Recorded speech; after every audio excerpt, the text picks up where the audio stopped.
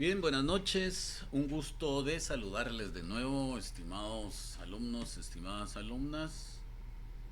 Vamos a identificar nuestra clase. Hoy es viernes 18 de julio de 2025. Somos el Salón 107 del curso de Recursos Económicos de Centroamérica. Estamos en la Facultad de Ciencias Económicas de la Universidad de San Carlos de Guatemala.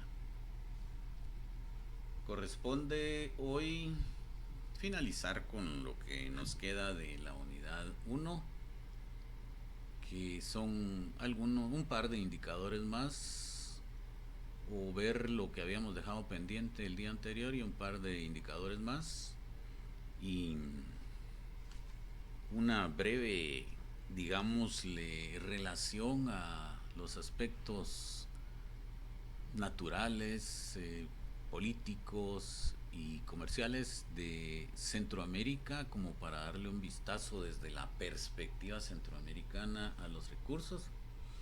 Y con eso estaríamos finalizando nuestra unidad 1 para ya el próximo día iniciar la unidad 2. Ahora, pues siempre hablando de lo mediático, ¿verdad? Pues abrimos los micrófonos para ver si alguien se quiere expresar. Sé que pues no vemos muchos en clase, hoy es viernes y no sé, algo tienen los viernes de mágico que hace que las personas se desaparezcan. Pero quienes están por aquí, pues si quieren opinar algo, tocar algún tema de coyuntura, o cualquier duda o comentario que tengan sobre nuestro curso o cualquier cosa que ustedes quieran platicar, son bienvenidos y siempre es importante un espacio de este tipo en nuestras clases. Entonces, el micrófono es suyo, chicos.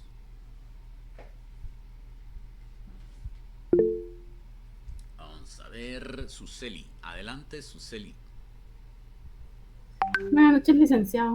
Hola. Tenía una consulta porque habla en Soy 502 de que el gobierno justifica emisión de bonos del tesoro en el extranjero, pero no sé siquiera qué son los bonos del tesoro y ahí decía que iba a haber como que se va como que recuperar algo de dinero, no entendí muy bien esa parte, pero es entonces mejor pregunto para poder saber, ¿verdad? Sí, ese es un tema que ha estado en auge en la coyuntura nacional y toda esta semana le han dado duro a eso. Muy buena idea de comentarlo, estimada Suseli. No tiene idea de qué son los bonos, dice. Bueno, vamos a tratar de explicar esto. Tiene que ver un poco con nuestra unidad 3, pero un poco también con nuestra unidad 1, porque siempre, recuérdese que en la unidad 1 estamos viendo indicadores, o sea, grandes agregados económicos. Y el endeudamiento es uno de esos grandes agregados económicos. Obviamente no lo vemos aquí porque son tantos, nosotros solo enfocamos algunos, los más relevantes, digamos. Pero bueno, vamos a tratar de explicarlo, pero no podemos ir al hueso directamente a qué es el bono, sino vamos primero al entorno, ¿verdad? Un país como Guatemala, pues se financia, digámoslo así, o veámoslo de otra forma. Existe una gran variedad de necesidades que tiene el país, que tiene la población, y a las cuales le tiene que hacer frente principalmente el gobierno que gana unas elecciones, pues. El gobierno de turno, digámosle. Entonces vienen los gobiernos y empiezan a elaborar un presupuesto. Eso se hace cada año. Ahorita el gobierno está elaborando el presupuesto que corresponde a 2026. Hay ciertas fechas que hay que cumplir. Lo que podemos decir de momento es que al 30 de noviembre ese presupuesto debe estar debidamente aprobado. Si no se aprobara el presupuesto 2026 al 30 de noviembre, entonces quedaría para 2026 el mismo presupuesto que se usó en 2025. Bueno, lleguemos al punto. El gobierno, a través del Ministerio de Finanzas, formula un presupuesto y se da cuenta de que todos los gastos que tiene, pues la verdad son muchos: Ministerio de Salud, Ministerio de Educación, Ministerio de Agricultura, Ministerio de Economía, Ministerio de Trabajo, Ministerio de Defensa, Ministerio de Gobernación, Ministerio de lo otro y de esto. Y además de eso están otras instancias del Estado, como Ministerio Público, como Corte Suprema de Justicia, como el Congreso de la República, y hay muchísimas más, como por ejemplo el INAV, por ejemplo, el Instituto Nacional de Bosques, y una serie de entidades estatales que son muchísimas y todas requieren dinero para poder no solo estar ahí, pues, porque no es solo de pagarles sueldos a la gente, sino que tienen que cumplir una función que les marca la ley. Por ejemplo, el Ministerio de Salud pues tiene que llevar la salud a la población, atender a través de los hospitales las emergencias, los tratamientos, las consultas. El Ministerio de Educación atender a los niños en primaria, también en preprimaria, pero también básicos y diversificado, todas las escuelas del país, etcétera, ¿no? Entonces es una gran gama de necesidades que viene cada año el gobierno y se da cuenta que no le alcanzan los impuestos que cobra para cubrir todos esos gastos. Lo vamos a resumir bastante porque este tema tal vez lo vemos más adelante en la unidad 3. O sea, no le alcanza el pisto, pues es como cuando llega un padre de familia y tiene tantos gastos pero no le alcanza el sueldo. Dígame, Suseli, ¿qué hace un padre cuando no le alcanza el pisto que va a tener, los gastos que va a tener todo el mes, y no le alcanza el sueldo que tiene? ¿Qué hace? Cuénteme usted, ¿qué se le ocurre? Un trabajo extra, ahora hay varios como pedidos ya o cosas así. Ah, ¿será tan fácil conseguirlo?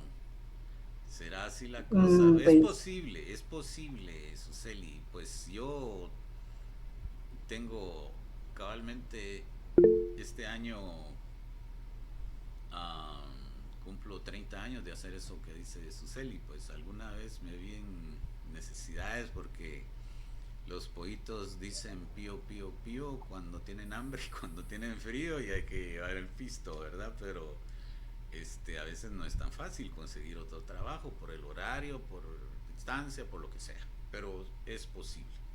Ahora por aquí nos decía el compañero José Bonifaci, nos dice prestar dinero, y Cecia nos dice un préstamo. Creo que es lo más común, aunque también lo que dice Suseli es posible.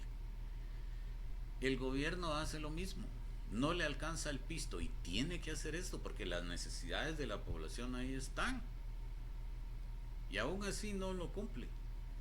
Entonces no hay más que acudir al endeudamiento, se endeuda, vive endeudado, y el siguiente año se tiene que endeudar más, pero también tiene que ir pagando la deuda. Entonces lo que hace es pedir préstamos, puede pedir préstamos. Entonces aquella parte que tenía de gastos, una de esa parte la va a cubrir con los impuestos que recibe. Como no alcanza, pues pide algunos préstamos, pero no es suficiente. Entonces hay otro tipo de endeudamiento que se llama los bonos del tesoro, que es colocar documentos de inversión en el mercado local. O sea, el gobierno emite unos bonos, unos documentos que dice ahí bono República de Guatemala, no sé, por decir algo, 500,000 quetzales, y lo pone a disposición del público, el público lo compra y el gobierno le paga intereses al público para cuando se venza el plazo, le devuelve su capital y le paga intereses. Realmente quienes lo compran son los bancos, les interesa mucho porque es un buen negocio. Sin embargo, no todos los bonos se colocan localmente. Alguna parte de ellos se coloca en el mercado internacional de financiero, pues. Y siempre hay inversionistas interesados. Guatemala tiene buen prestigio porque es un país que representa buena paga, o sea, quien invierte en bonos de Guatemala está seguro de que le van a pagar su capital y sus intereses. Guatemala tiene buen prestigio, contrario a Nicaragua, por ejemplo, que ha tenido unos clavos horrorosos, o Argentina, por ejemplo. Guatemala sí tiene. Además, Guatemala mantiene una economía bastante estable, que también eso incentiva a quienes compren los bonos a tener confianza en invertir en bonos de Guatemala. Entonces, no solo hay bonos que se colocan localmente, sino hay una parte de bonos que se colocan en el exterior. A esos se les llaman eurobonos. ¿Por qué? No me lo pregunten porque no lo sé. ¿Y qué tiene que ver con Europa? Pues nada, porque principalmente se colocan en Estados Unidos, pero se les dice eurobonos. No sé si ahorita le explico más, Suseli, pero si lo que he dicho hasta el momento se entiende, dígame usted, para no seguir Sí, adelante. correcto, sí, le está entendiendo. Ok, ahí vamos. Entonces, lo que sucedió la semana anterior es que de esos bonos que tiene establecido el país que puede colocar, porque todo eso se establece en una ley que se llama ley del presupuesto, que se, para este caso de 2025, se aprobó allá por el 30 de noviembre de 2024. Pues hay una cantidad estipulada para bonos del tesoro, dice ahí, pueden ser bonos localmente o eurobonos. Pues la semana anterior, perdón, sí, la semana anterior el Ministerio de Finanzas, que está dirigido por el ministro Jonathan Mencos, decidió colocar en el mercado internacional de bonos la suma estratosférica de 1.500 millones de dólares. 1.500 millones de dólares. Esto obviamente encendió las alarmas de todos quienes son analistas y políticos que son críticos al gobierno, y le reclamaron al gobierno entonces de por qué había hecho eso. Para empezar, se dice que la tasa de interés que consiguió el gobierno está muy alta, tiene que pagar una tasa muy alta de interés de hasta el 7%. Luego, que es mucho dinero, porque si realmente son 1.500 millones de dólares. Y la otra que le reclaman es también por qué se está endeudando y por qué está pidiendo tanto dinero, si en la caja es como que en la billetera todavía tiene 23.000 millones de quetzales. ¿Para qué pedir más dinero? Mejor se hubiera esperado un poco y ese tiempo que se espera no pagaba intereses o algo así. Bueno, la cuestión es que hay una gran crítica, como bien nos mencionaba Suseli.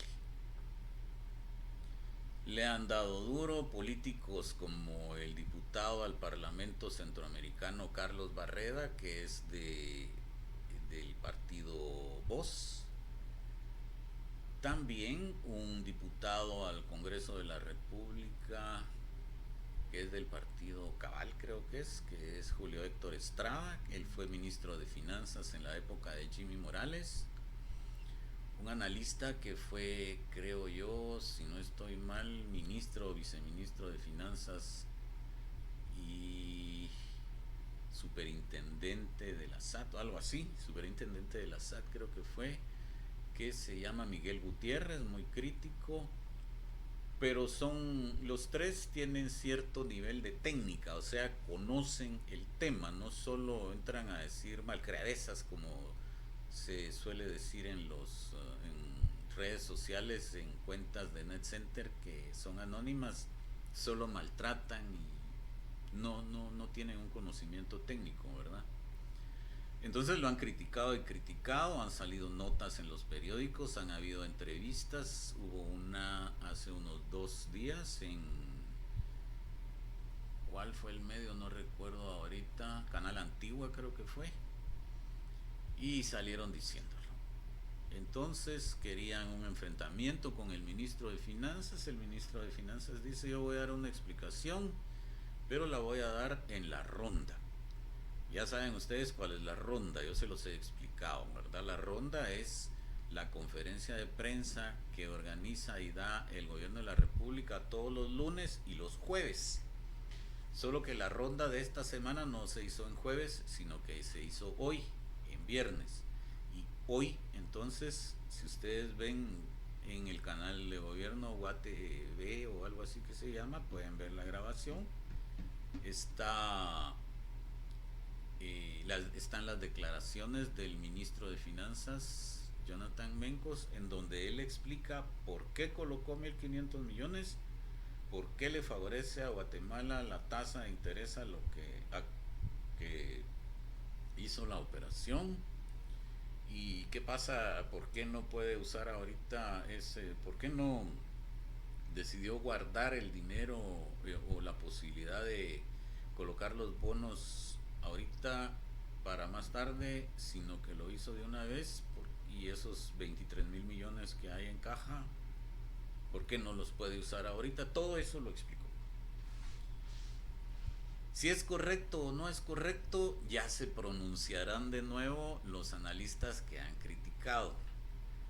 Pero el asunto está en que el gobierno tiene, a través del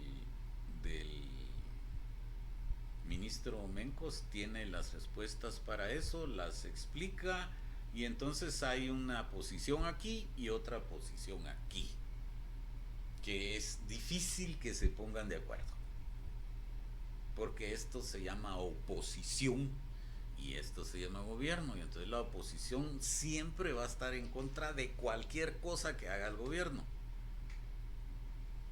Y es lo que vemos todos los días. Lo bueno de esta crítica que se hizo en estas últimas 2 semanas es de que son temas que han abordado técnicos, personas que conocen la técnica, cómo se manejan las finanzas nacionales. En cambio, cuando vemos una crítica sucia como la que se da en los NetCenter que decíamos en redes sociales, ahí solo es de echarle leña al fuego, pues echar tierra y hasta maltratar y cuestiones soeces, ¿verdad? Que no tienen sentido, pero la hay mucha. Por eso hay que ir metiéndose a esos sitios de redes sociales para irlo conociendo, pues porque es la realidad guatemalteca. Entonces, en concreto, estimada Suseli, un eurobono o un bono del tesoro es eso.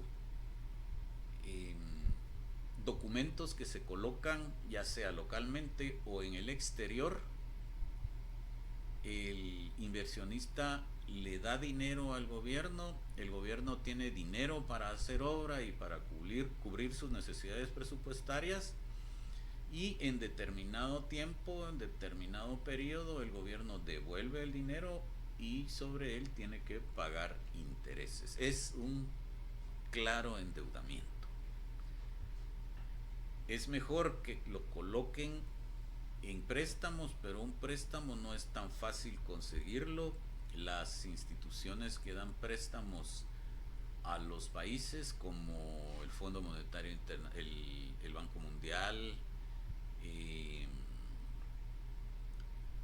el Instituto de, bueno, una serie que hay, el Banco Centroamericano de Integración Económica, etcétera, no lo dan tan fácilmente, sino que llevan procesos y tardan meses. Y además un préstamo no es así de fácil que salga, sino que aunque ya esté aprobado o preaprobado en el presupuesto, debe ir otra vez al Congreso. El Congreso lo tiene que aprobar y todo eso lleva tiempo. Nosotros tenemos un Congreso que ni se reúne. En cambio, los bonos del Tesoro, esos el gobierno solo los tiene que colocar y ya, ahí tiene el pisto. Entonces opta por lo más fácil. Lo único es que está pagando más intereses que lo que corresponde a los préstamos. Por ahí está el asunto. No sé si con eso ya entiende todo lo que está pasando, distinguida compañera Suseli. Sí le comprendo, y solo tenía otra duda más. ¿Y ellos, el gobierno para pagar ese dinero es de los préstamos que hace internacional o cómo paga ese dinero de retorno? Sí, tiene que pagarlo. Es que cada año el gobierno tiene que en su presupuesto también contemplar, dejar contemplado cuánto va a pagar de deuda. O sea, paga deuda, que es la deuda vieja, y adquiere deuda nueva. Porque definitivamente el dinero no le va a alcanzar para todo lo que tiene que hacer. Entonces sí, lo va pagando. Hay ya dinero estipulado en el presupuesto. Todo lo que pague el gobierno tiene que estar aprobado en un presupuesto. Entonces ya hay aprobaciones y si es un solo pago, a quien esté gobernando en esa época, esos 1.500 millones le va a costar bastante, porque son 1.500 millones de dólares. Pero están pactados a un plazo de 30 años. O sea, dentro de 30 años se vendrá ese problema. Yo, con mucha sinceridad, les digo que creo que ya no lo voy a ver. Ustedes sí, pero ahí me cuentan después cuando me alcancen cómo estuvo la cosa, pero yo ya no voy a darme cuenta de eso. 30 años. Y si ahí se debe pagar de un solo, ese va a ser un problema serio, ¿verdad? No sé, ¿algo más, chicos? ¿O está claro eso? Sí, gracias. Muy bien.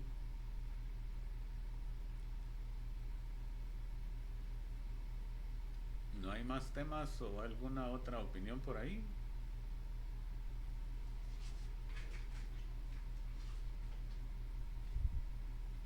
Vean ustedes las entrevistas, búsquenlas. Yo les coloqué en nuestro chat de WhatsApp una serie de enlaces que son de medios de comunicación que pueden consultar para estar al tanto de la coyuntura. No los puse todos, puse los que tenía a la mano, los que me recordé. Hay muchos más y seguro en alguno de ellos se tocó este tema que nos menciona Suseli, y en más de uno pues. Hay que indagar, hay que ser curiosos, son las cosas que suceden en nuestro país. Y de hecho yo solo les coloqué ahí enlaces de la plataforma Twitter o X que se llama ahora, ¿verdad?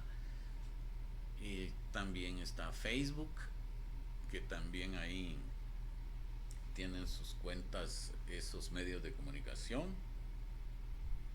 Instagram y TikTok, pero yo en esos dos ni cuenta tengo. Para mí suficiente con X y Facebook. Facebook ni siquiera un poco lo veo, porque suficiente con el Twitter. Y faltan ahí hay más medios. Yo creo que con eso ustedes tienen bastante, pueden incursionar en más. Un compañero de el primer horario me mencionaba que qué es el diario de Centroamérica. Yo pues ese no lo puse, no se me ocurrió, pero también le da seguimiento a toda la coyuntura. Y le explicaba yo al compañero que el diario de Centroamérica es el diario oficial del país. Los países tienen un diario que es oficial. Entonces tiene una sección de noticias comentarios, reportajes y opinión. Y por aparte tiene una sección que se llama Diario de Centroamérica Legal. Más se conoce como DCA, y entonces hay un DCA, DCA y DCA Legal. O sea, hay dos, como dos, se integra de dos partes, pues. En las noticias y en los comentarios y reportajes, el DCA siempre va a opinar y siempre va a sacar noticias a favor del gobierno. Es que el gobierno lo emite, no podía ser de otra forma, ¿verdad?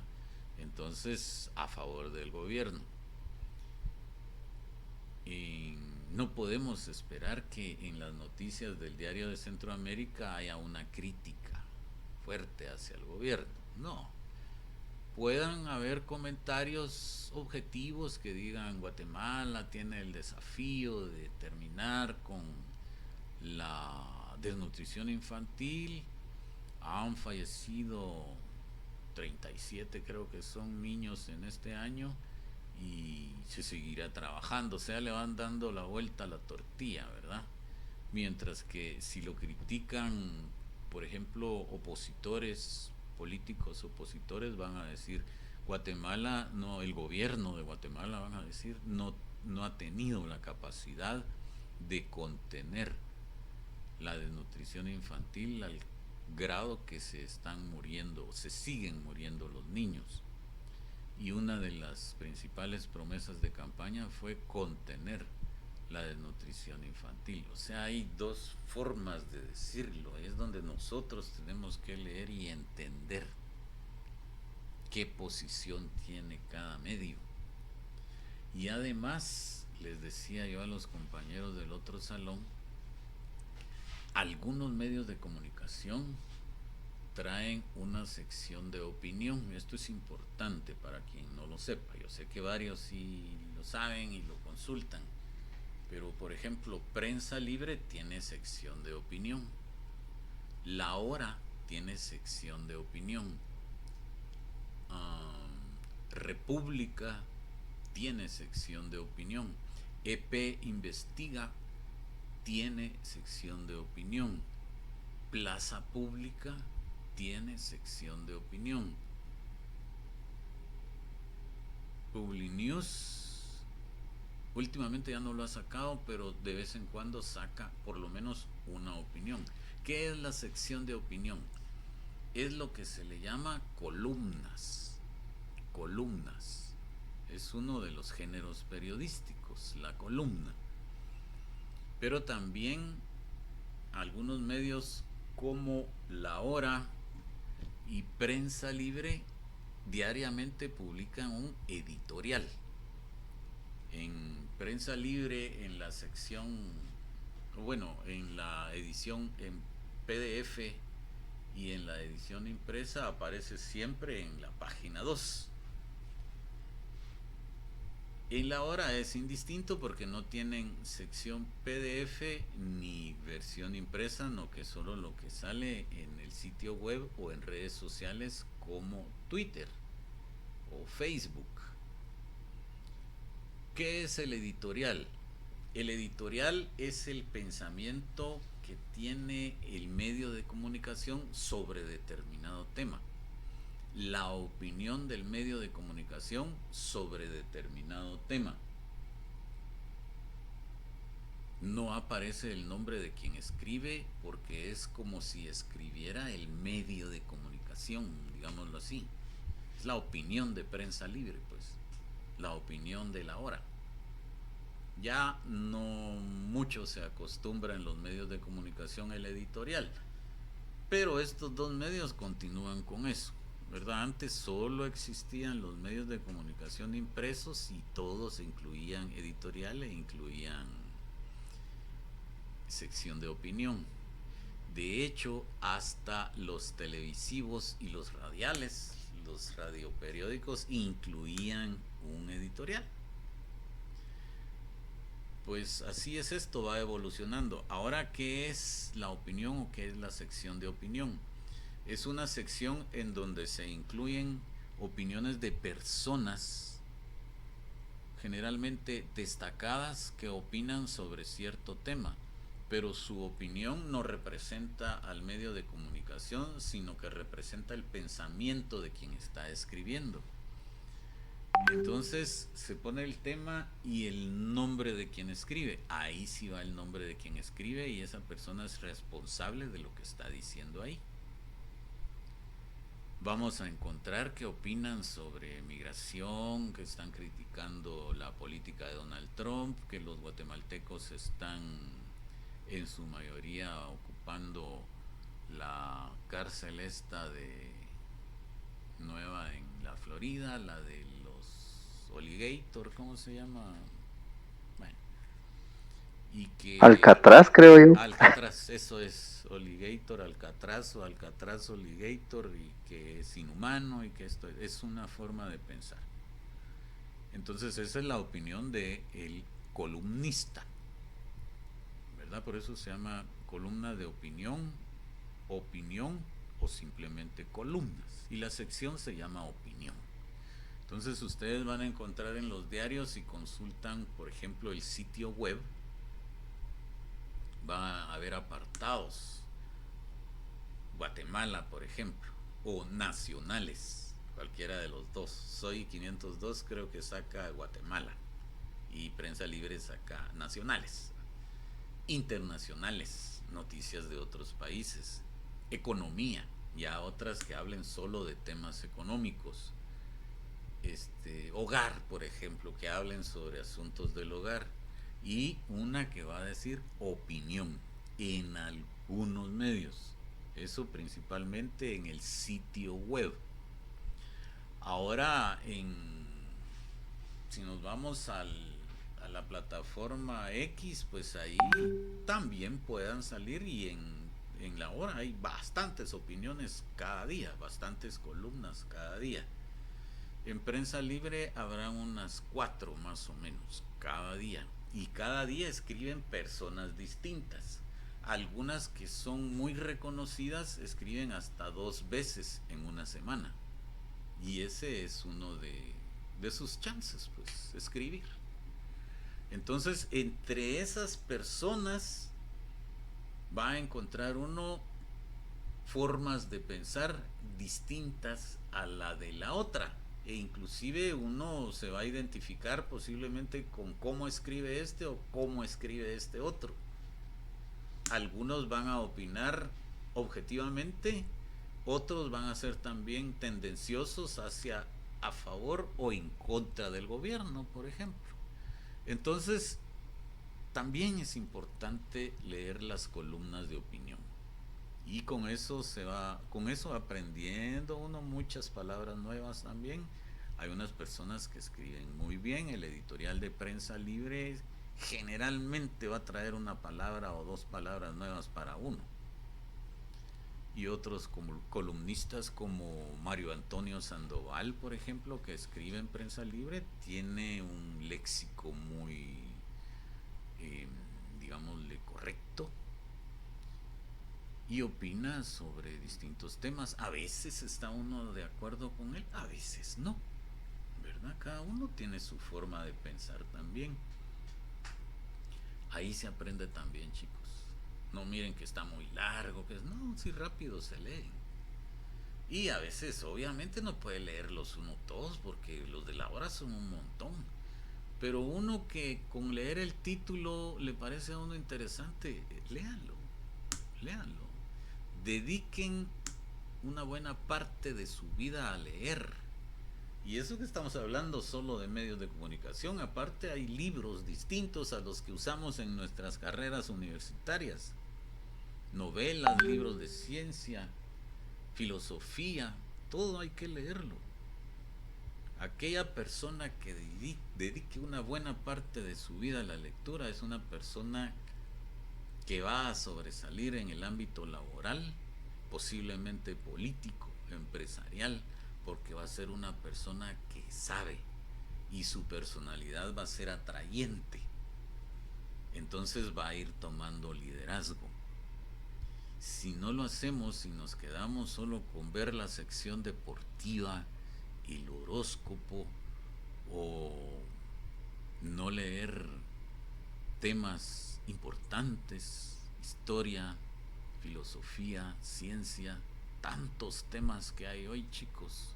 La neurociencia, ese es un tema ahorita en boga en el ámbito de la ciencia, que es alucinante, pues.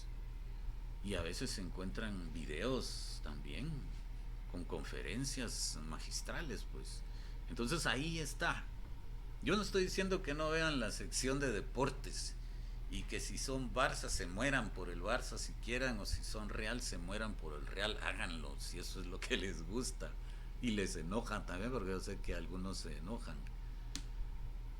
No, no es de apartarse de eso, es de no hacer solo eso o ver todas las barbaridades que publican las redes sociales también, ¿verdad? Y solo eso, ver esas charadas, digámosle así.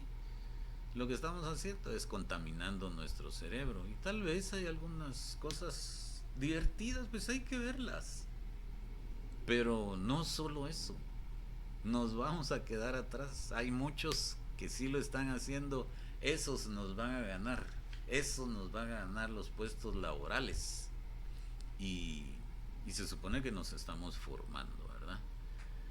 Bueno, ya me fui por otro lado, chicos. ¿Algún otro tema? ¿O estamos ahí?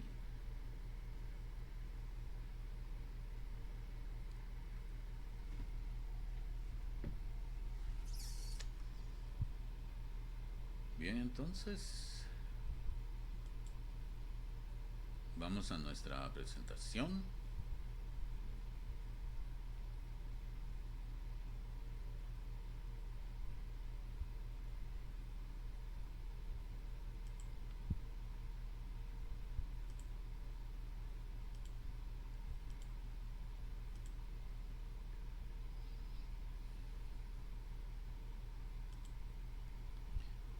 Por ser de alta importancia, este indicador o este agregado económico lo vamos a ver así con algún detalle.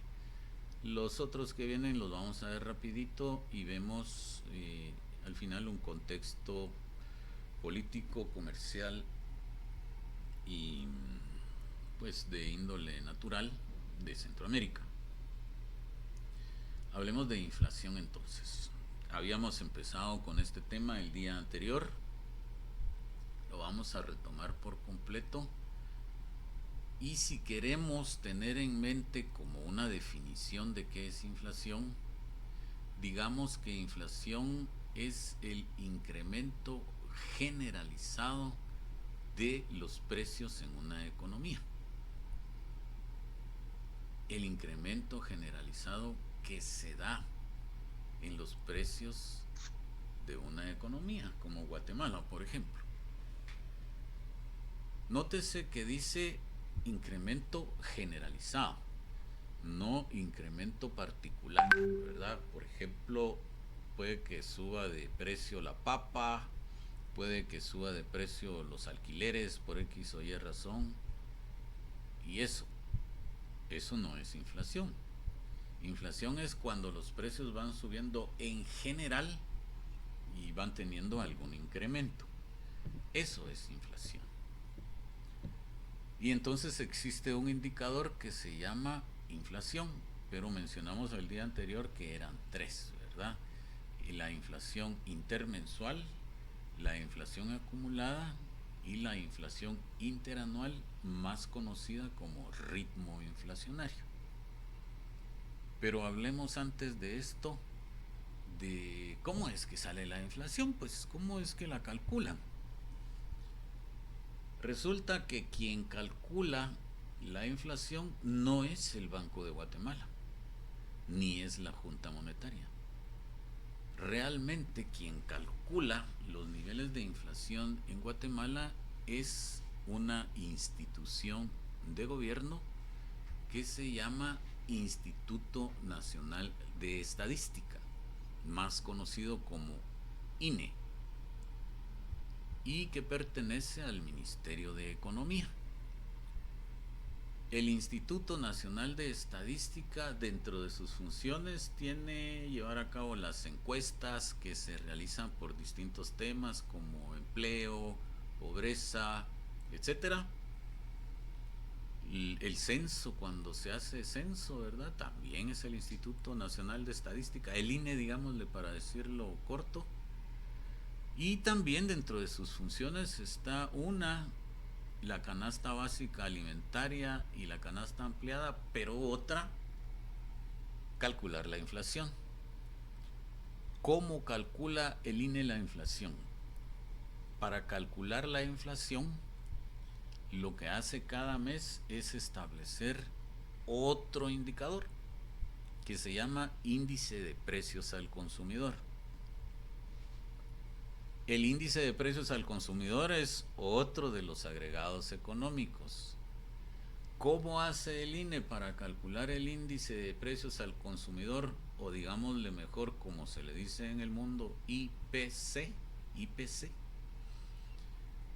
Pues lo que hace el Instituto Nacional de Estadística es que ya está debidamente organizado para que cada mes, en las distintas regiones del país en donde el INE tiene oficina, pues salen ellos a verificar los precios que se están dando en los distintos establecimientos.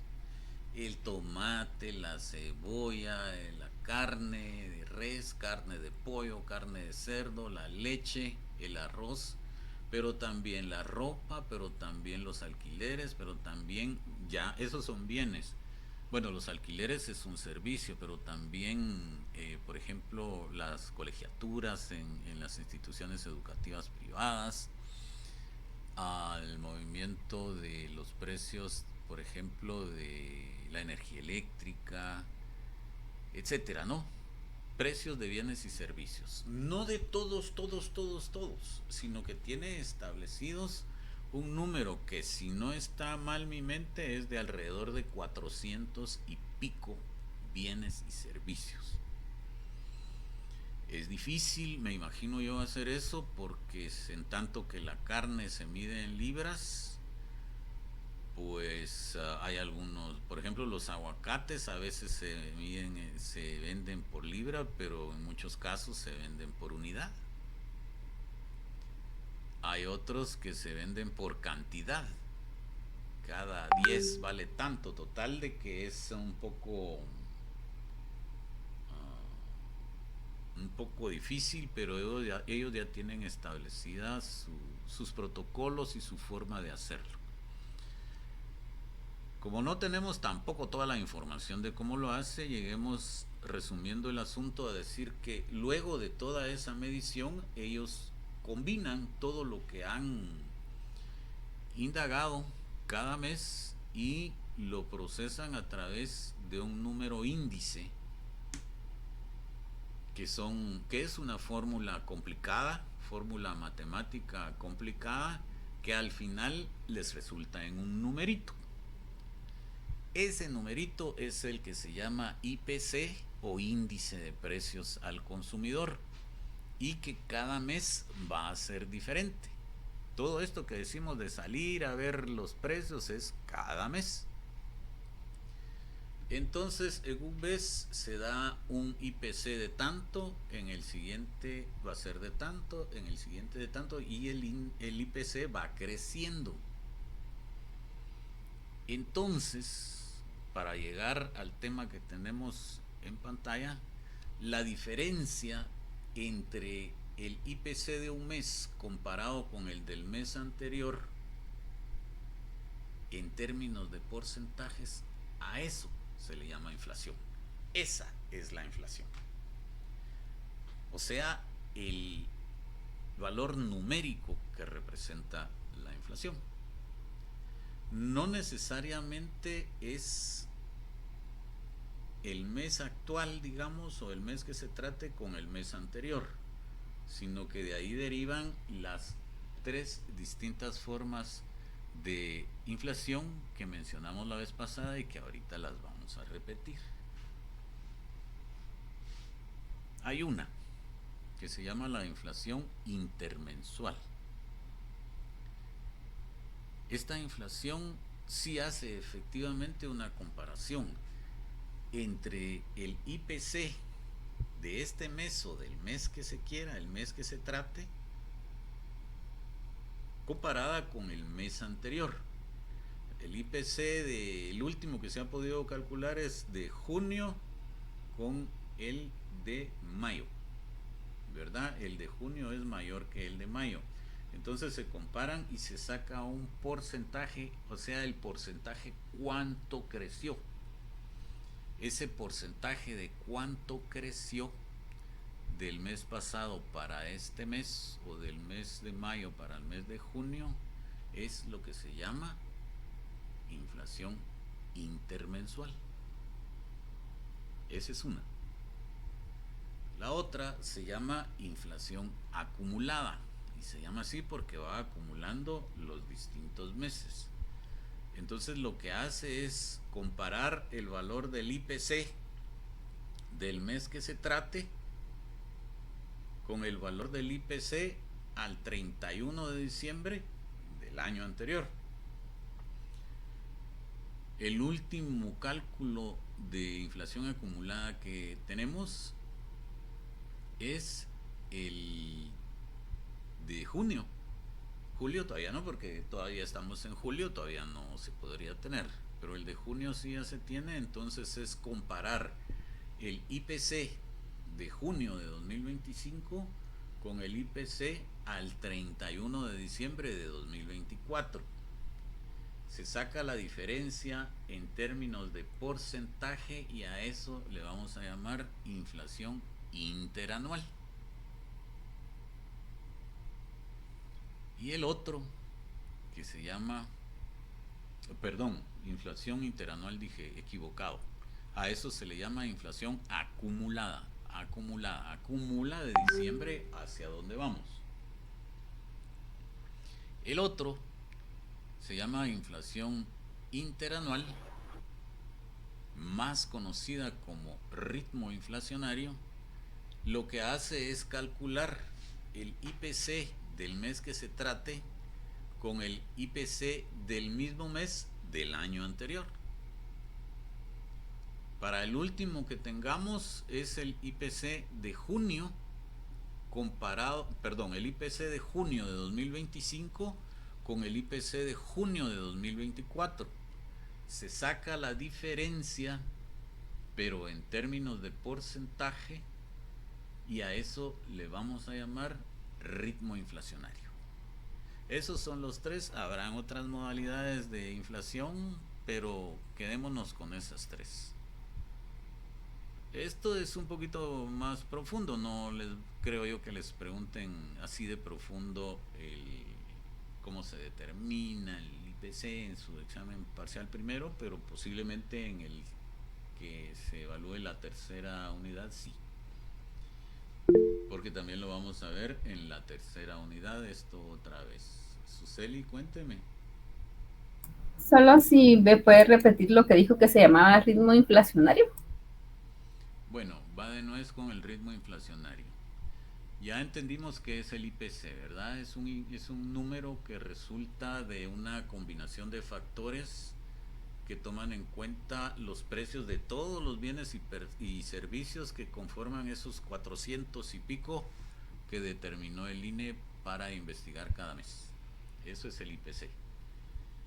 Entonces, para determinar el ritmo inflacionario, tomamos en cuenta nosotros el IPC de el mes que querramos, el mes que se trate, y lo comparamos con el IPC de ese mismo mes, pero del año anterior. Si hacemos el último que se puede, que ya se tiene calculado en Guatemala, es el del mes de junio de 2025. ¿Cómo lo obtuvieron? Tomaron el IPC de junio de 2025, lo compararon con el IPC de junio de 2024, los sacaron la diferencia en términos de porcentaje y a eso es a lo que se le llama ritmo inflacionario o inflación interanual. El ritmo inflacionario o inflación interanual es lo que más se utiliza en todos los países. Eso entonces, chicos, representa, eso ya sería un porcentaje, porque decimos, se comparan los IPC, pero en términos de porcentaje. Ese porcentaje es a lo que se le dice la inflación. Y siempre va a ser mayor que 1, porque los precios van subiendo por naturaleza, ¿no? Ahora, cuando ese crecimiento del IPC, perdón, cuando ese crecimiento de la inflación llega a ser demasiado, es que hay entonces algún problema en la economía. En tanto como ha crecido en la economía guatemalteca, no ha reflejado mayor problema en los últimos años. De hecho, en la gráfica, quien más utiliza para sus términos, por ejemplo, de la política monetaria, es el Banco de Guatemala y la Junta Monetaria, quien más utiliza los cálculos de inflación. O sea, el INE los calcula, pero hasta ahí. La interpretación ya la hace el Banco de Guatemala. Entonces, lo que busca la política monetaria que tiene cada país es que los precios mantengan un nivel de estabilidad durante siempre, ¿verdad? Siempre. Hay países que lo logran, como Guatemala, pero hay países que no lo logran y los precios se les van hasta arriba. Entonces ahí hay afectación a los consumidores porque el dinero no les alcanza, se genera más pobreza y entonces al no haber posibilidad de compra, pues no hay ventas para los almacenes y para donde se venda cualquier cosa y entonces la producción baja. O sea, la inflación es un problema serio. Bueno, digamos que en Guatemala no existe ese problema. Digamos que el último cálculo del índice, perdón, el último cálculo del ritmo inflacionario para el mes de junio fue de 1,79, si no estoy equivocado. 1,79 es bajo. Eso quiere decir que el nivel de precios en Guatemala está estable y que los precios han subido pero mínimamente. Eso dice el INE con su cálculo del IPC y la inflación y lo replica el Banco de Guatemala. Puede que las amas de casa y los habitantes en general digan, no, eso no es cierto, pues si yo voy al supermercado y todo está más caro, si yo voy al mercado y todo está más caro. Entonces viene el INE, viene el Banco de Guatemala y dan estas sus explicaciones así meras técnicas que la gente no entiende y el asunto sigue exactamente igual. Algunos critican y podrían decir ese mecanismo que están utilizando no está bien, está equivocado. O bien ese mecanismo, podrían decir otros, sí es el correcto. Así efectivamente están las cosas en Guatemala. Recuérdense que en esto siempre va a haber una oposición, un sí o un no.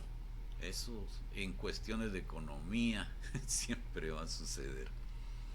Pero vamos ahora al gráfico que tenemos en pantalla.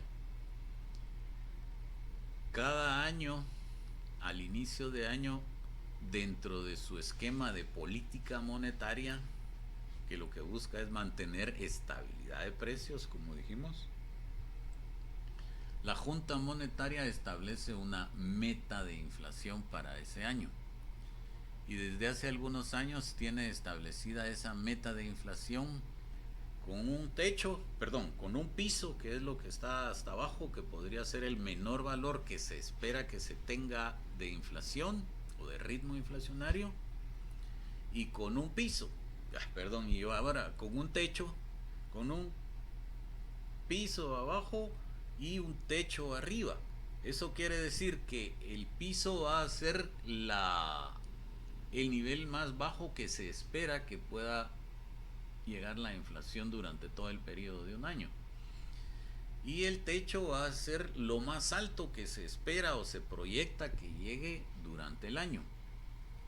Entonces, esa meta inflacionaria la tiene hoy día colocada la Junta Monetaria entre 3 y 5, como ustedes ven las líneas punteadas de la gráfica, o sea, entre 3% y 5%. Y tiene ahí una línea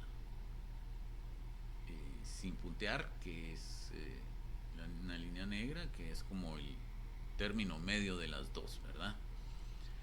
Ahora lo que está sucediendo luego de que en enero se estableció esa meta de inflación por parte de la Junta Monetaria, lo que está sucediendo es que está más bajo que el piso establecido. Entonces se jacta el presidente del Banco de Guatemala en decir los precios están perfectamente controlados, porque inclusive tenemos una tasa de inflación o tasa de ritmo inflacionario de 1.79.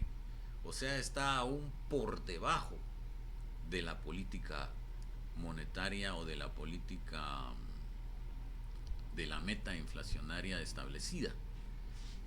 Y bueno, es donde yo les digo, vienen las amas de casa y están hablando babosadas. Pues. Todas las cosas están más caras. Entonces eso ya dejémoslo a los expertos que vayan diciendo, y toda la vida hay ese comentario, ¿verdad? Vemos ahí en la gráfica el comportamiento del ritmo inflacionario de enero de 2014 hasta diciembre de 2026 y vemos que marca cierta estabilidad. El alza que tiene ahí hasta 9.24 en enero de 2023 es lo más alto que se ha visto en los últimos tiempos en Guatemala, y se debió a que luego de 2021 y 22, en donde incidió el tema pandemia y los efectos de la guerra que empezaba en esos días entre Rusia y Ucrania, que tuvieron impacto en el comercio mundial por cuestiones de comercio, puertos, contenedores y todo eso, pues hizo que todos los países sufrieran inflación. En Guatemala sucedió precisamente eso, pero luego se fue controlando y continúa siempre en un margen, pues ha continuado dentro de ese margen de política, perdón, de meta inflacionaria hasta este año, en que ha sido más bajo que ese mismo establecimiento de meta inflacionaria, porque ha estado en menos de 3. Sin embargo, eso explicaría, lo que indicaría es que hay estabilidad de precios en el país, y luego en julio de 2025 en adelante que tiene la gráfica son estimaciones, son proyecciones, por eso está así marcado con áreas, ¿verdad? Y por eso pues aún no se tienen los datos, solo se tiene una estimación, y se estima, como miran ustedes, en sería finales de 2025, la inflación estaría cerrando en un 3 o 3%, o sea, el ritmo inflacionario un 3%, y ahí quedaría. Es una proyección, no sabemos qué va a pasar, si realmente va a ser así. A lo que queremos llegar es que el ritmo inflacionario es otro de los grandes agregados económicos, o los agregados económicos, o también, como hemos dicho, otro de aquellos indicadores que la macroeconomía utiliza para analizar la situación de un país o de una sociedad. Aquí dejaría yo el tema de inflación. No sé si hay comentario o pregunta sobre eso.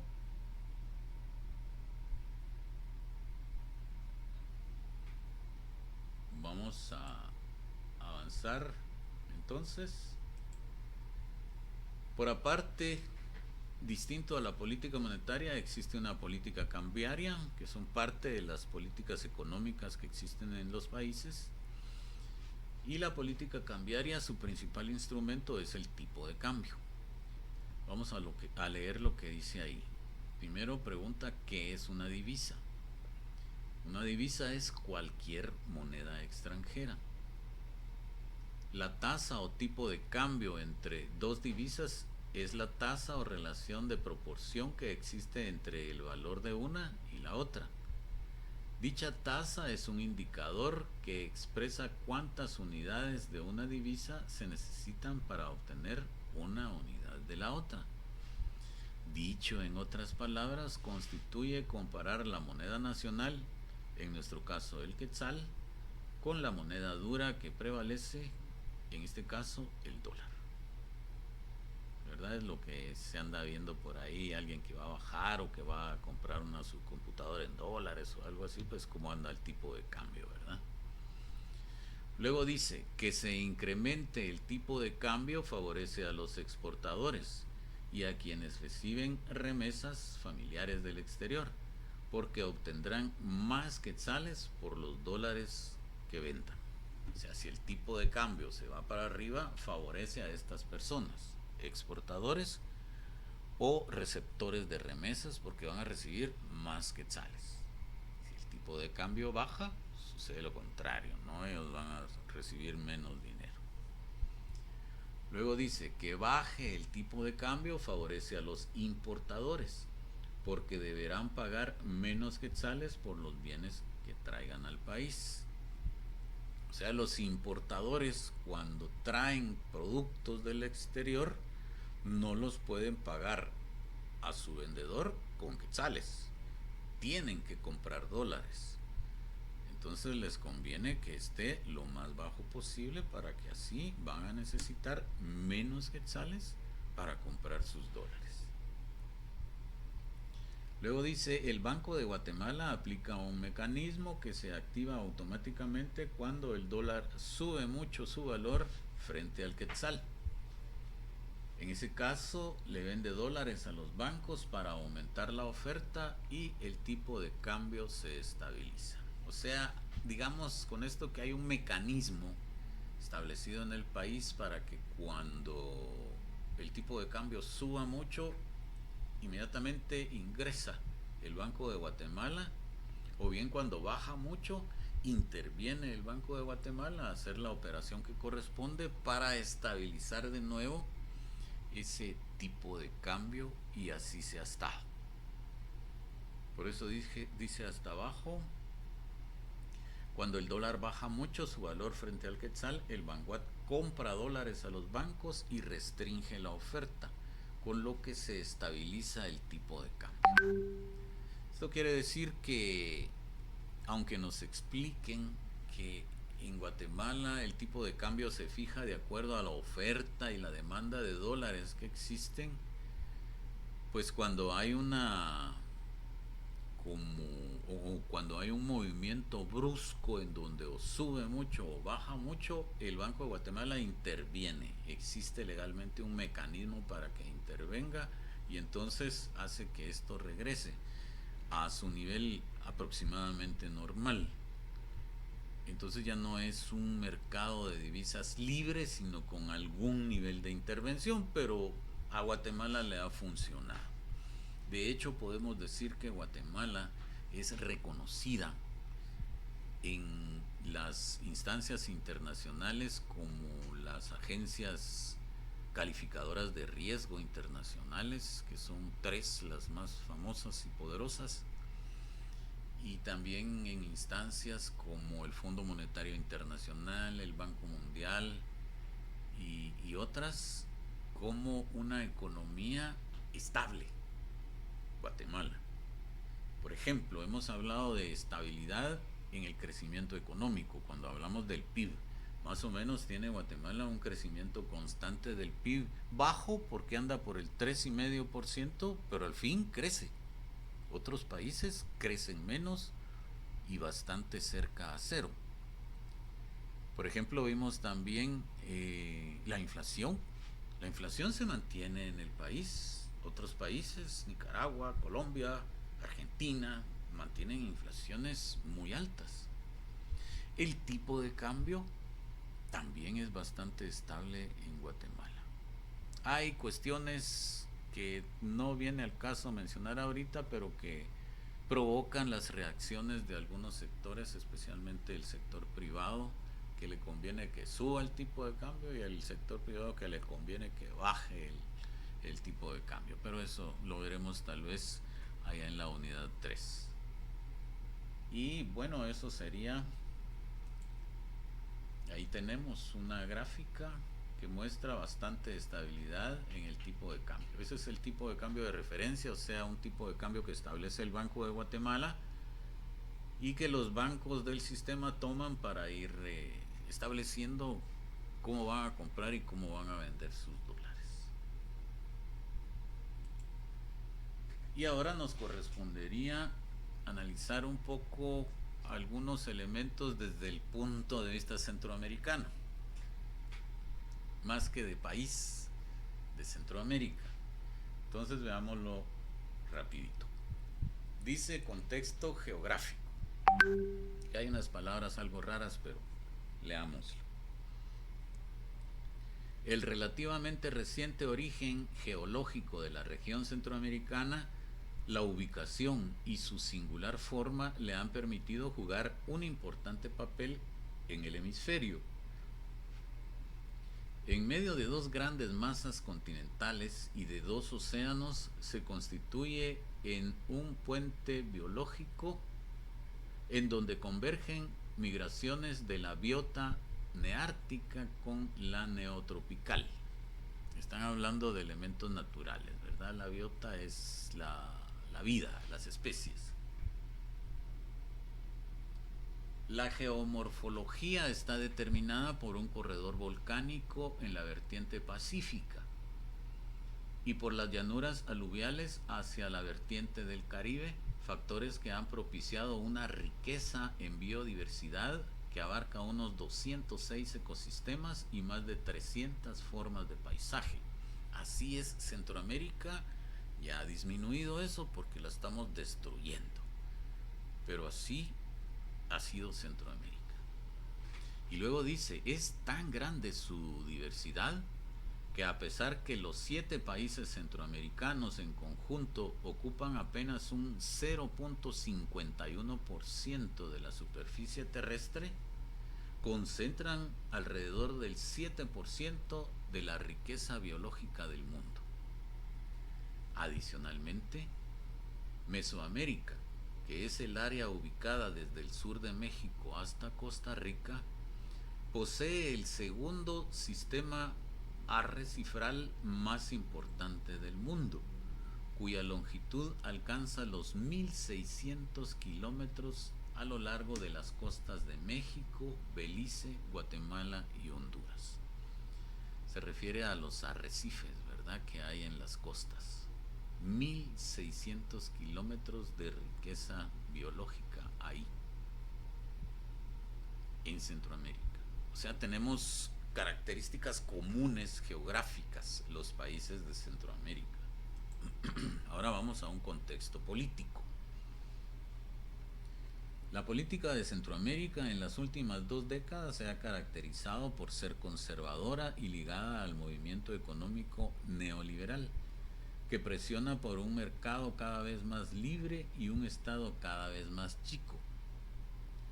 Al analizar que el resultado de este movimiento económico no ha rendido lo esperado y que más bien se ha incrementado la desigualdad social, ha ocurrido un cambio en la región en cuanto a las visiones política y económica. Me detengo un segundo aquí.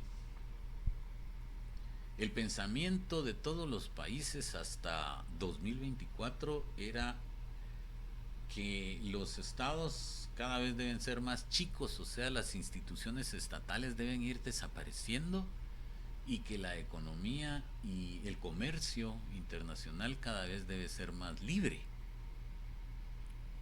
Pero a partir de 2025, con la llegada a la economía más grande del mundo, supuestamente, y a la economía más poderosa del mundo, supuestamente, el señor Donald Trump, esto se está desvirtuando, porque él está haciendo un Estado grande. Grande no desde el punto de vista de más instituciones, sino de más control. Entonces eso de que el mercado sea cada vez más libre, no es cierto.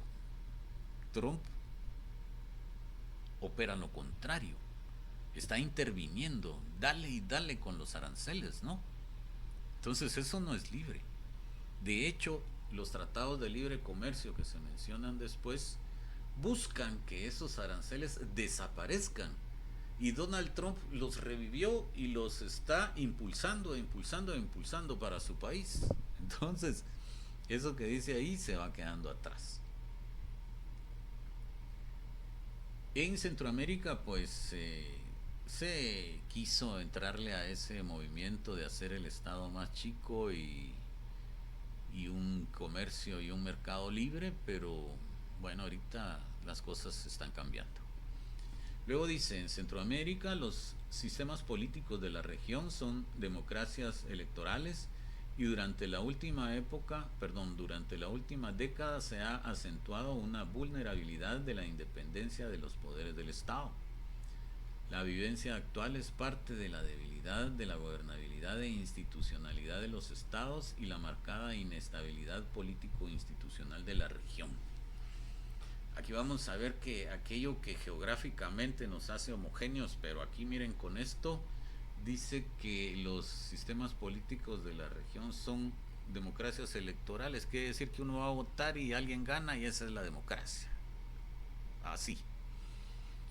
Pero eh, debilidad de la gobernabilidad menciona también.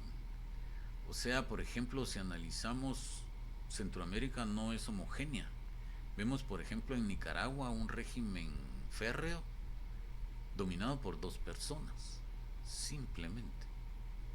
¿Verdad? Que son pues Daniel Ortega y su esposa, la señora Murillo. Ellos dominan todo el país. Si vemos, por ejemplo, El Salvador, el presidente Nayib Bukele tiene dominado el Congreso, tiene dominado el sistema de justicia, es decir, él es el que manda ahí. O sea, no hay la democracia que se supone en otros lados, ¿no?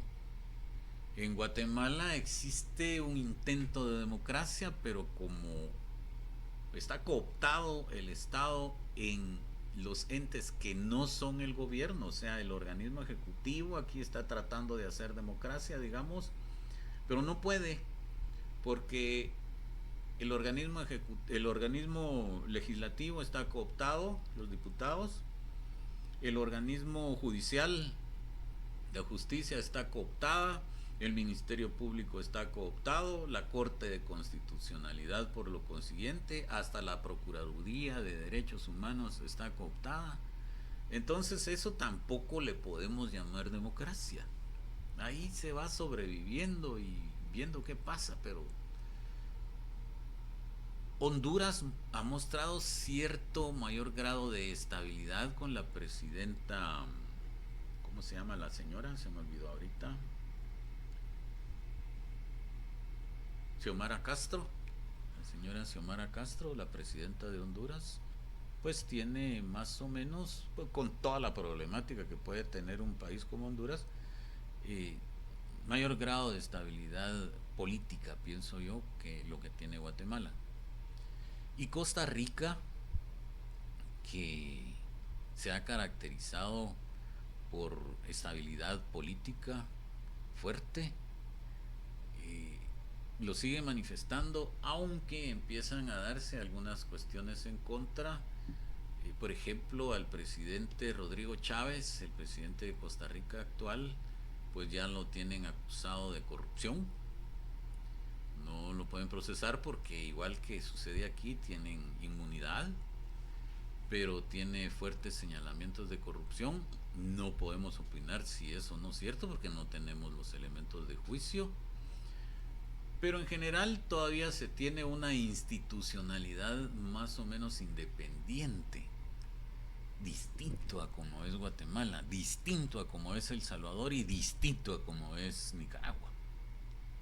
Entonces aquella homogeneidad que hablábamos en el ámbito geográfico, aquí en lo político no existe. En Centroamérica, en ese pedacitito de tierra que hemos visto cuando analizamos el mapa los primeros días de clase.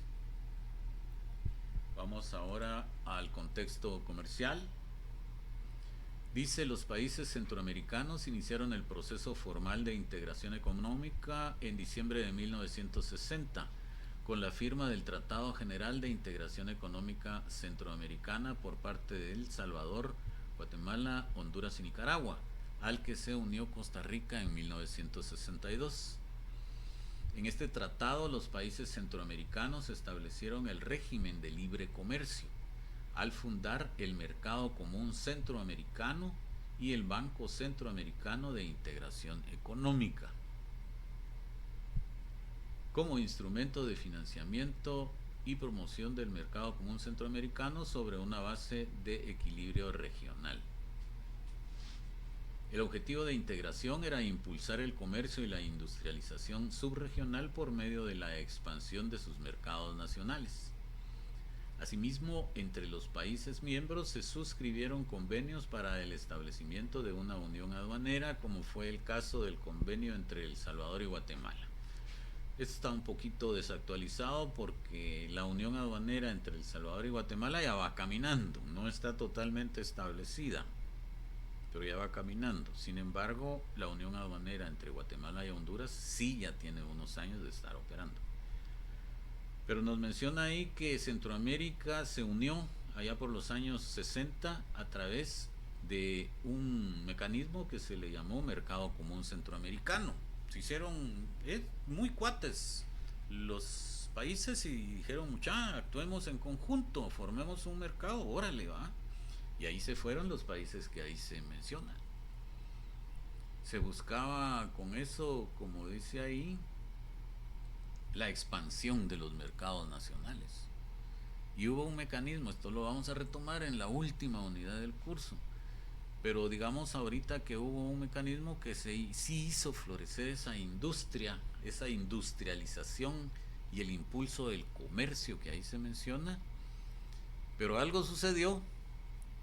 El proceso del Mercado Común Centroamericano se interrumpió y lo que queda nada más es ese Banco Centroamericano de Integración Económica. Aún existe, ahora ya tiene capitales de otros países como República Dominicana, España y no sé quién más interviene ya.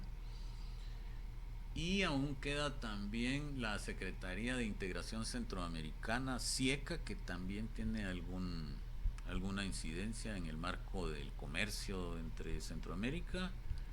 Y luego se formó una instancia que se llama SICA, el Sistema de Integración Centroamericana, que quiere volver a unir a los países en términos comerciales, pero pues no ha avanzado.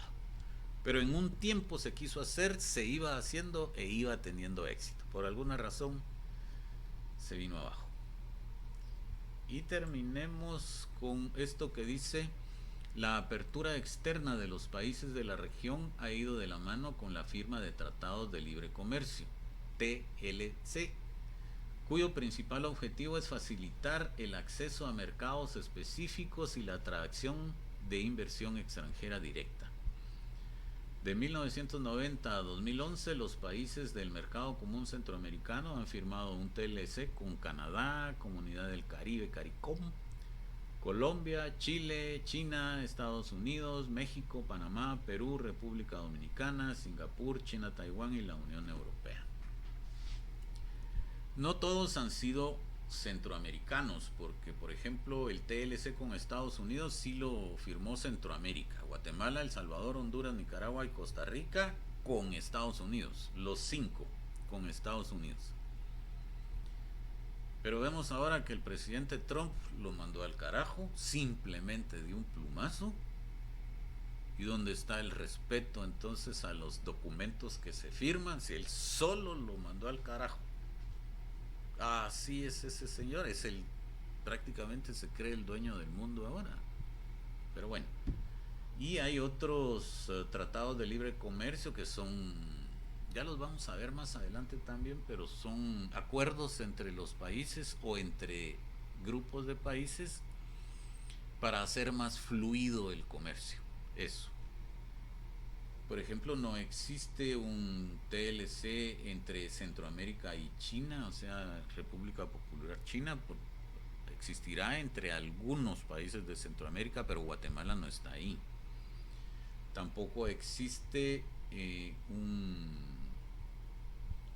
tratado de libre comercio entre Centroamérica y Perú que esté totalmente, no, todavía no. Guatemala todavía le falta un poquito para llegar a ese TLC con Perú, aunque ya está.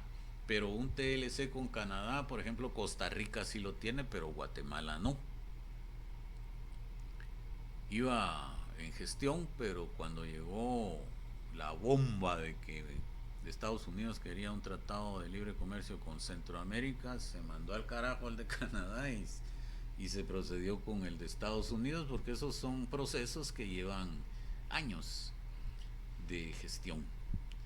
Entonces lo que busca, decíamos, un tratado de libre comercio es fluir el comercio, bajar los aranceles y hacer desaparecer los aranceles para que el comercio sea más fluido entre países.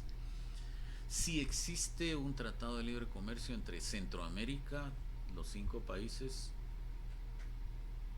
y Unión Europea,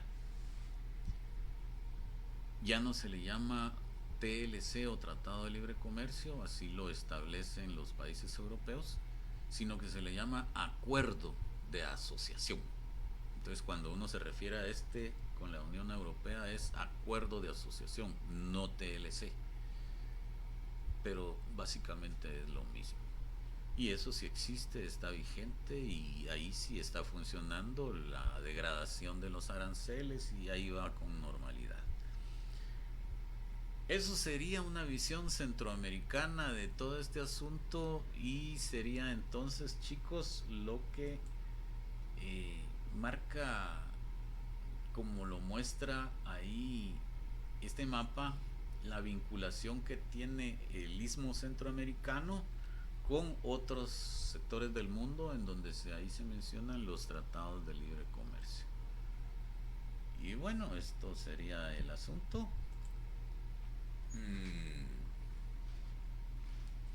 Hasta aquí llega la unidad 1. El siguiente día tendríamos que abordar la unidad 2, a menos que haya quedado algo pendiente de esto. Y la pregunta del millón es: ¿alguna duda, comentario, algo que más les haya impresionado de toda la unidad o algo así como para cerrar el asunto? O porque hoy es viernes no quieren hablar, no sé, pero yo abro el micrófono y pregunto: ¿algún comentario, alguna duda?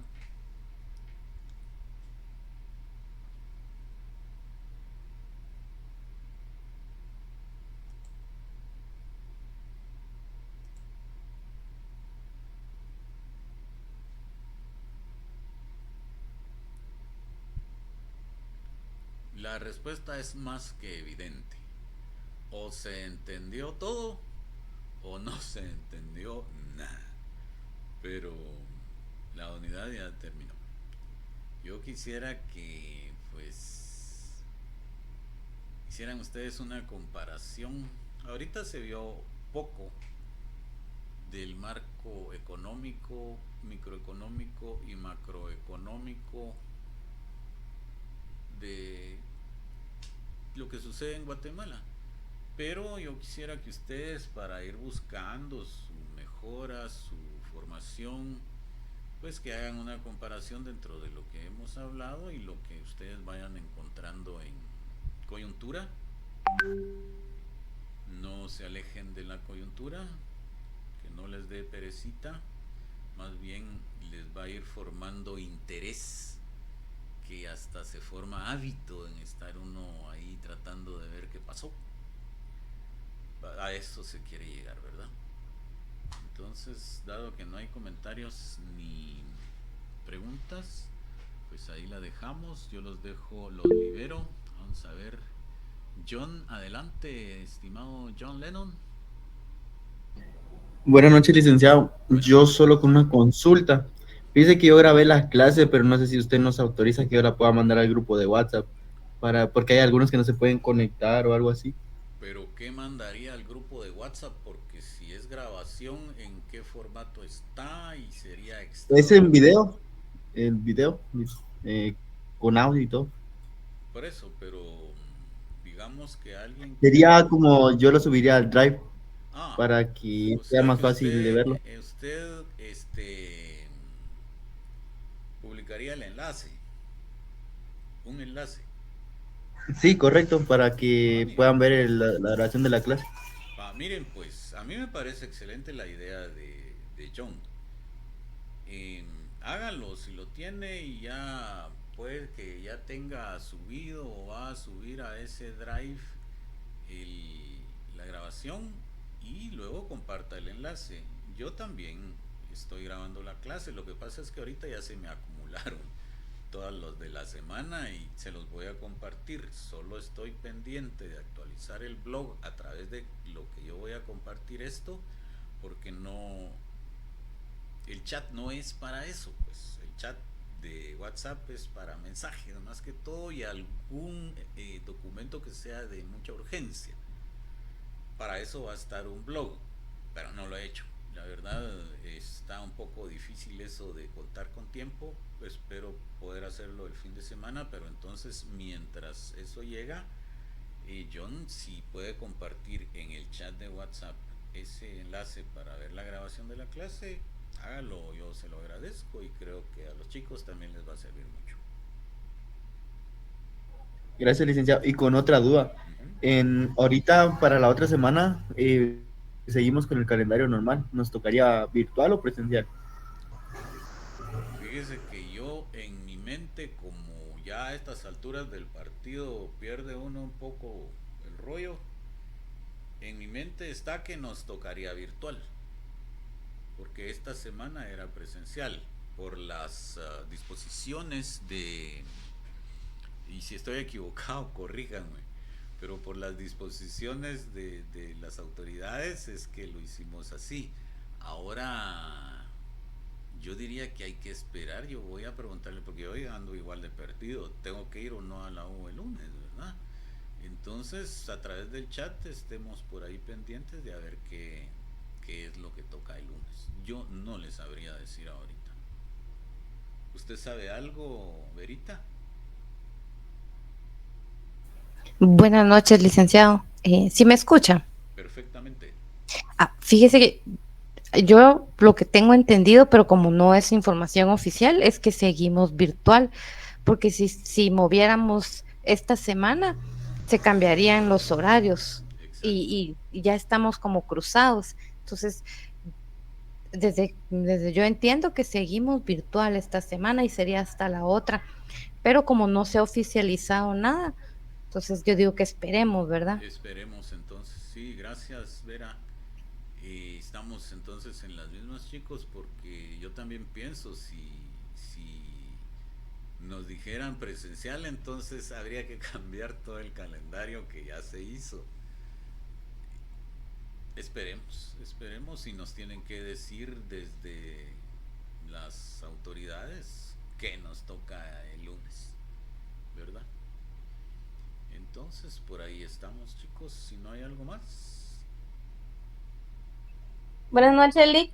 Buenas Sí, noches. tal vez si nos hicieran favor de avisarnos, porque fíjese que en la página de la facultad lo que colocó el decano en funciones fue que se retomaba el calendario que ya se había realizado al inicio de las clases, ¿verdad? Para la siguiente semana, pero solamente que pues se tomara otra decisión, pero si nos podrían mandar un mensajito tal vez el lunes durante el día, para que así nosotros estemos informados de cómo procedemos con las clases. Claro, si fuera así de retomar el calendario original, es que nos toca virtual otra vez, chicos, y aquí seguiremos. Pero esperemos mejor Sí, así entonces. dice, así estaba viendo la página también, dice que se informa que a partir del sábado 19 de julio todas las actividades académicas regresan a su programación inicial. Entonces me imagino que seguimos virtual. Sí, pues eso será fecha de hoy, Ayer, ayer. ayer lo Ah, publicaron. bueno, sí, es prácticamente reciente, ¿verdad?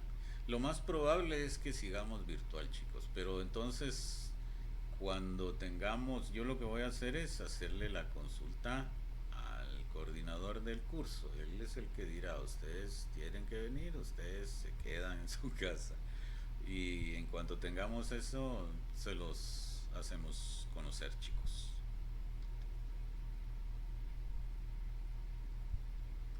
Entonces, ahí estamos, pásenla muy bien, feliz fin de semana, que descansen, lean y estudien y consulten mucha coyuntura y nos seguimos viendo, sea como sea, en este mundo o en el otro, el próximo lunes.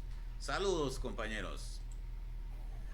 Buenas noches. Feliz noche. Gracias, Hasta licenciado. pronto. Feliz noche. Feliz noche, licenciados. Igualmente, chicos. Feliz noche, licenciado. Igual, igual.